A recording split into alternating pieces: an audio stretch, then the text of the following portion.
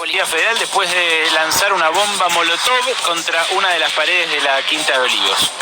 Hace un rato largo, ya hace un par de horas, que hay como 20 patrulleros sobre la avenida Maipú a las puertas de la misma Quinta de Olivos, haciendo sonar sus sirenas, haciendo escuchar sus bocinas, manifestándose allí, insisto, en la puerta de la Quinta Presidencial. Anteanoche hicieron sonar las sirenas hasta las 2:30 de la mañana enfrente de la residencia oficial del gobernador, de Axel Kicillof.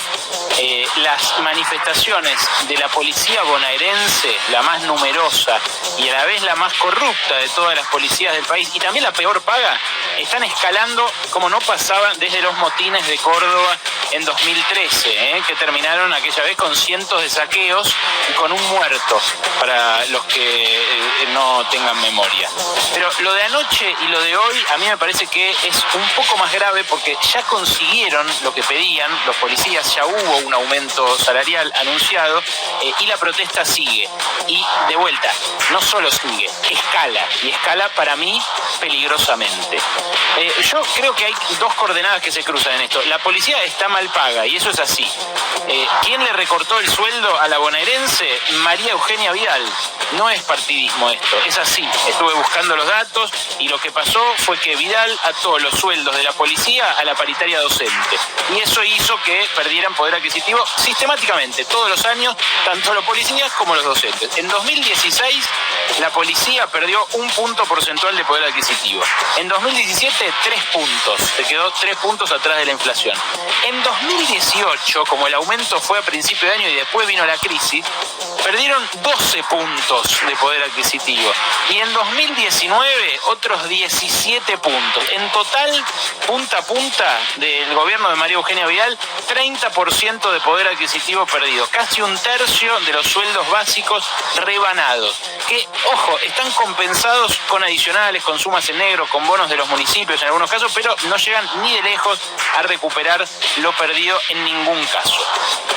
A ver, proporcionar seguridad es súper complejo. El problema acá en la Argentina es que los gobiernos sistemáticamente, de distintos signos, siempre quisieron contentar a los más bullangueros, a los más quilomberos, que son los manoduristas, los que siempre piden más personal policial, más cana, más pistolas, más implementos, más vigilancia, pero claro, los quisieron contentar sin plata, y así terminamos teniendo policías mal pagos, pero más policías por habitante que ningún otro país latinoamericano. ¿Sabías esto?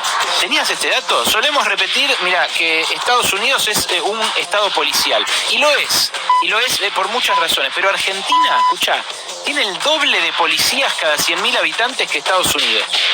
¿Sabías? El doble de policías cada 100.000 habitantes que Estados Unidos. Y es verdad también que los policías están más exigidos por la pandemia, que se los expone más, que se los exige más en general.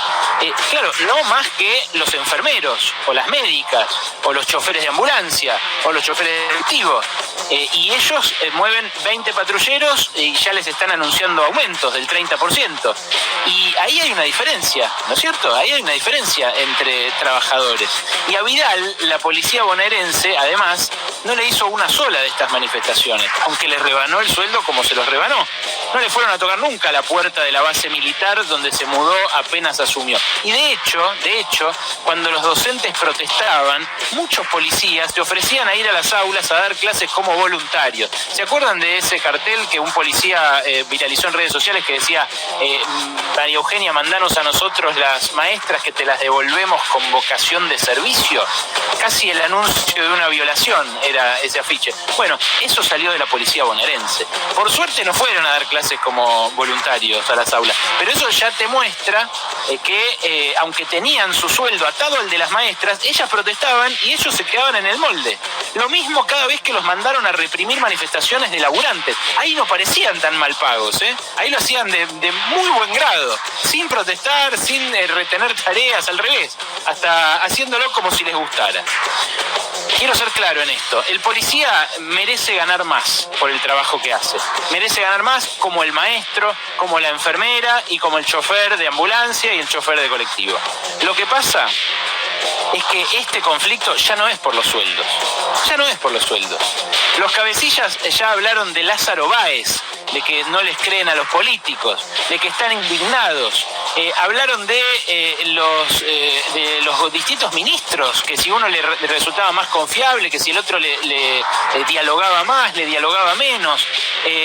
Ahora están en los portones de Olivos, de la quinta presidencial. ¿Hay algo más político que ir a donde duerme el gobernador y una noche más tarde ir a donde duerme el presidente con armas y con patrulleros? En este contexto, además, y después de que ya consiguieron lo que pedían. Pero también, mientras tanto, se da que la bonaerense es investigada por la desaparición de Facundo Astudillo Castro, mientras Bernie se disfraza de Rambo, mientras saca sus spots, mientras cada 2 semanas hay una marcha de anticuarentenas donde se mezclan cada vez más consignas, cada vez más reclamos, cada vez más cosas, pero que además nunca nadie reprime.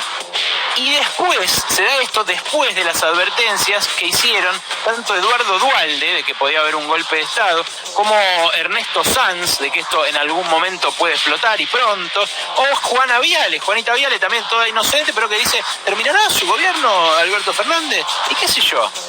No es un contexto cualquiera en el cual se da esta protesta. Por eso me parece que es algo más que lo salarial.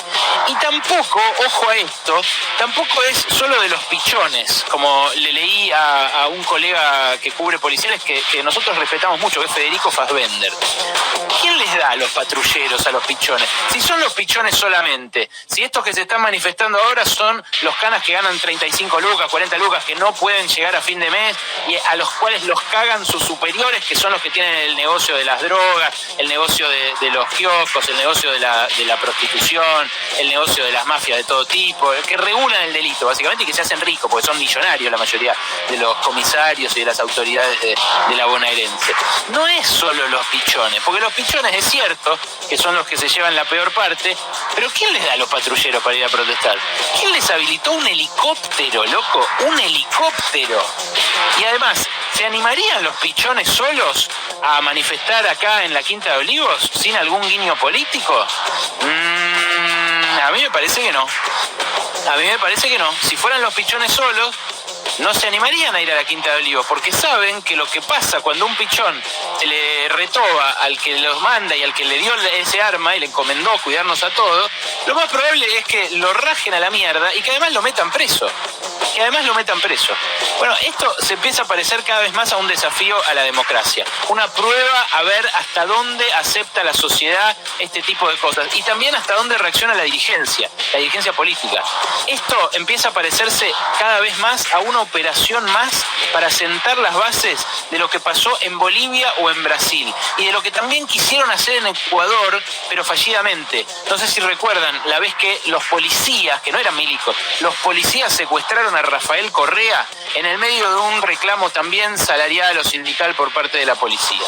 Bueno, en Bolivia y en Brasil se instalaron dictaduras o semidictaduras de derecha con el mismo plan económico calcado, el mismo plan económico que acá fue derrotado en las urnas el año pasado, hace menos de un año, por 13 millones de personas que votaron un cambio de rumbo. Y ese es el plan económico que irremediablemente lleva adelante siempre la derecha, que se enanca en esto, probablemente policías que manifiesten probablemente en muchos casos manifiesten por lo que consideran justo, pero que tienen detrás intereses recontra oscuros. Y especulan con que estamos en pandemia.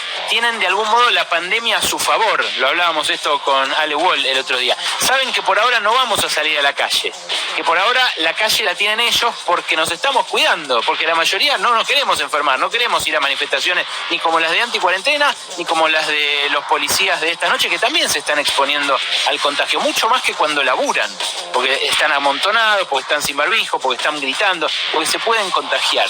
Bueno, tienen la pandemia a su favor y creen que no vamos a salir a la calle, pero déjenme decirles algo, somos muchísimos y muchísimas más los que defendemos la democracia, muchísimos y muchísimas más. En serio, no se la crean, somos muchísimos y muchísimas más. Cada 24 de marzo somos por lo menos 1 millón de personas en la Plaza de Mayo y otro 1 millón de personas repartido por las ciudades y pueblos de todo el país. Y eso es solamente el progresismo, la izquierda, los politizados, ponele. A eso sumale la gente de bien, suelta, los que saben que vivimos el peor de los horrores de la mano de los milicos, de la mano de la gorra, de la mano de los policías también. Y a eso sumale los gremios, las organizaciones sociales, los curas de base, el pueblo pobre, que sabe, además, los más pobres, que tienen todo para perder si acá dan un golpe los fachos. Cuidado, porque esto no es Argentina, esto no es Bolivia ni es Brasil, es Argentina. Esto no es un lugar a donde van a dar un golpe fácil, que el de Bolivia empezó con la cana también. El de Bolivia, a Evo Morales, el año pasado empezó con la policía. Bueno, esto no es Bolivia, esto no es Brasil tampoco, Este país tiene una tradición de movilización muchísimo más fuerte que Brasil y una insubordinación además ante este tipo de cosas que es tradicional, diría centenaria en la Argentina, diría centenaria de los anarquistas, de los socialistas, de antes del peronismo. Bueno, nuestra democracia se apoya sobre muchas cosas, pero se apoya mucho sobre el nunca más, por mérito de Alfonsín y en menor medida también de Néstor Kirchner, porque uno tuvo los huevos de juzgar a los altos mandos militares cuando todavía eran muy poderosos, y el otro, es cierto, no hizo eso, que fue inédito, pero empujó muchísimo para que se derogaran las leyes de impunidad y para que Videla terminara sus días en un calabozo, cagando, quizá con lo último que le quedaba de humanidad. Y ese símbolo, el de Videla cagando, muerto, preso en Marcos Paz, es un mérito de toda la sociedad. Es un mérito y un patrimonio de toda la sociedad. Y también esta democracia es mérito de las madres, de las abuelas, de los hijos, de todos los que pelearon contra la dictadura y de todos los que dicen nunca más desde ese momento. Y es un patrimonio de todas y todos los que nacimos y crecimos después. Así que, ¿saben qué? Cuidado, no nos hagan calentar.